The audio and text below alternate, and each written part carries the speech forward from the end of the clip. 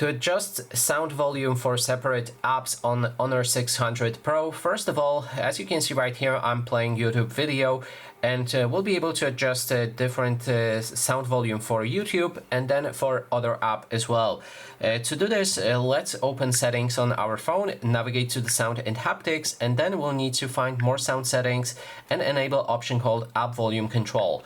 Now, to make it work, you will need to have the audio playback, which means that for each app where you want to adjust the volume separately, they need to have the audio currently on. So I'm going to play the video right here, and then we can use the volume slider and go into these three dots.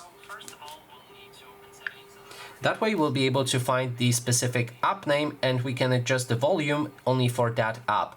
And that is basically everything. Thanks so much for watching, and if you like this video, please consider subscribing.